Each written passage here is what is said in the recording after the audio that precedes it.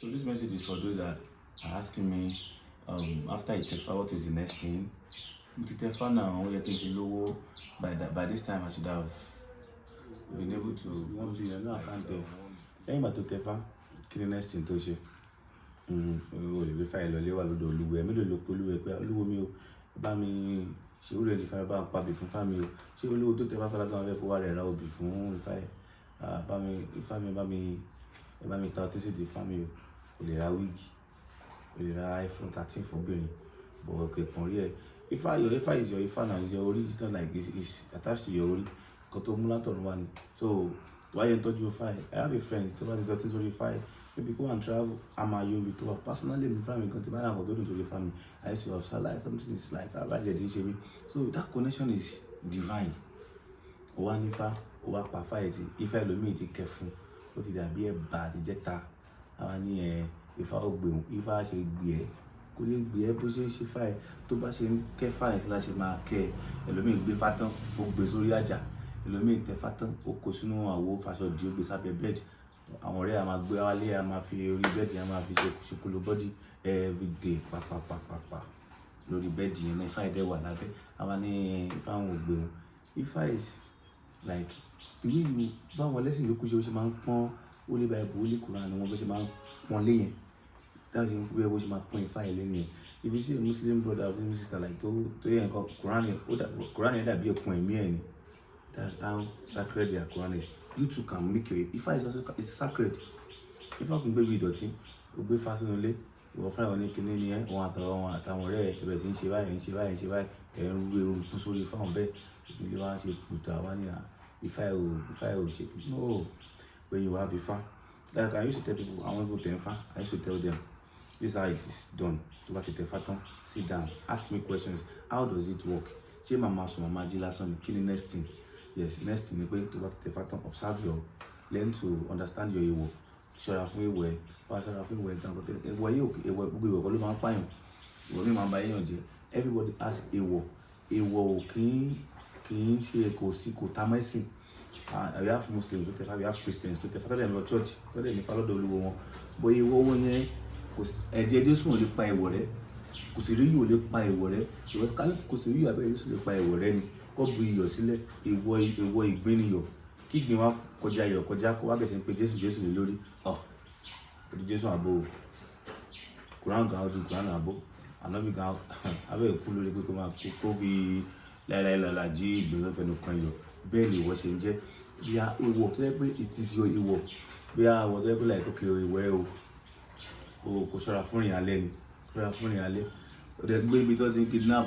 Tó bá kidnap ẹ̀rọ ìjọba àwọn ní pé o lè fi láìláìlọ́la àbí jà kìrà ìjà àbí òkè méje àwẹ̀ ọjọ́ méje kò lè fi jí ìgbín tó ti jẹyọ yóò kú ni. Àbí èkòló tó bọ́ sínú iyọ̀ yóò kú ni now. So èèwọ̀ tó wá sí pé nǹkan lé èèwọ̀ is èèwọ̀. Má try láti fẹ́ maneuver, o lè maneuver èèwọ̀.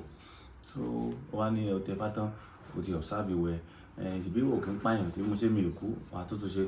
Mi ò kí ń kú lọ́jọ́ kìíyàn, àwọn kan máa ń kú díẹ̀díẹ̀. Easy does it.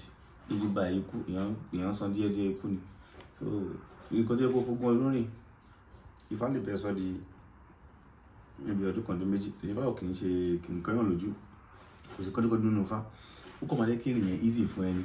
Ìrìnàjò ogún ọdún á máa dùn mọ́ ẹ pé side attraction máa wá, kò ní wà boring fún ẹ. That's Ifá for you. Lẹ́yìn ìgbà tó bá Itefa tó ti observe ìwẹ̀ kò ṣàkóso tán. But o ní láti erase fact pé Ifá ló fẹ́ lọ tẹ̀lé, ó fẹ́ lọ gbé $1 billion kúrò bẹ́ẹ̀. Ká níbẹ̀ ni gbogbo àbágán tá jẹ́ onífàwọn adéfámì tó pọ̀ náà tí a fẹ́ tẹ̀ Ifá tó yẹ kó táwọn náà fẹ́ kó ní $1 billion tó lè máa fún wa ní bílì mọ́. Ifá doesn't work like that. You have to have a source of income, legit source of income. You have to have an investment. Investment in Ifá yẹn máa tó ẹ sí ọ̀nà bá ṣe máa bẹ́ẹ̀ pọ̀ sí, tá ṣe máa pọ̀ sí tí o ò ní ṣẹ̀ṣẹ̀ gbé, tó ò ní gbé egun eléegun, ẹgbẹ́ egun ọ̀hà ẹ ló máa gbé. Because a lot of things tí ẹ pé wà spiritual tí ẹ pé ojú lásán ò lè ṣe, àbàdàdúrà ò lè sọ̀tẹ̀, kó ṣe yọ ẹ̀ṣẹ̀ gan ò lè ṣe. You understand? Because these are spiritual stuff, and there's a difference between spirituality and religion. So Ifá is spirituality. So what Itefa tán, ó wá gbé ifá yẹn wá gbé sílé, ó wá gbé sábẹ́ bẹ́ẹ̀dì, ìgbà bẹ́ẹ̀dì tán àwọn ọ̀rẹ́ ẹ̀ náà wá wálé ẹ̀ bẹ́ẹ̀ sì ń ṣe gbàǹpàpà lórí ẹ̀, wọ́n á ní kí ifá ń gbé ẹ̀ mí inú yá tẹ̀fá tó wá gbé sílé, á gbé síwájú TV console, àwọn ọ̀rẹ́ àgbé tú kíní wá á bẹ́ẹ̀ sì ń gbé ṣe ẹlòmíà máa ṣe marathon 1 or 2 lórí ẹ̀. So kí là ń bára wá fà, ẹ̀ wá ní Ifá ògbè wa máa bú Olúwo, ẹlòmíì gbé Ifá sọ́dọ̀ Olúwo, ó tó ti gbé Ifá sọ́dọ̀ Olúwo tán kò fi ọjọ́ kan báyìí tó tẹ Ifá sọ́dọ̀ Olúwo ẹ̀ kó padà pè padà, tó máa pè padà gan àbá ìjọ ọṣẹ wo ló ń dowó, kíní kan ló ń dowó, Ifá tó níyẹn gan ń dowó, Ifá tó gbélé tó ṣì mọ́ tó ti wá mú kó ti wá kẹ̀, Ifá yẹn wá ti ràn ayayaya ẹlòmíì wá sí Ifá yẹn báyìí, arúgbó bẹ́ẹ̀ bá ti last week ló ṣí, wọ́n á ní kí Ifá yẹn gbé ẹ̀, when you have Ifá tọjọ́ tó bá ní kéré Ifá èèyàn máa ń rojọ́ fún Ifá yẹn ní wàá rojọ́ lè òkè pọ̀nrín mi ní nǹkan tí mo ní jì báyìí owó ńlá ni mi ìlú owó inú kò sí mi báyìí gan Ifá ti gan wọn tó yá owó yìí gan báyìí àwọn èèyàn tó gbá kíní pé kí n lè tiẹ̀ lè Ifá mo wá mú ọrẹ wá orí mi láì lọ bá àwọn èèyàn tó máa tú ayé mi ṣe lọ kó wọn papọ̀ wá, you understand, o ò lè dáko lẹ́ẹ̀kọ́ kó kọ ibè lẹ̀ kó má fi kìíní sínú ẹ̀kọ́ wa ló fẹ́ kéré èrè ó lè fẹ́ kó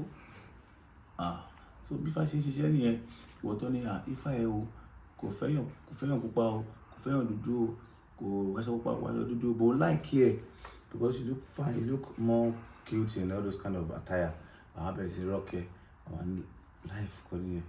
So bí Ifá ṣe ń ṣe ó yàtọ̀ sí bí ìwọ ṣe rò, ìwọ rò pé bá tẹ bá tán wá gbé báàgì owó kan fún ẹ.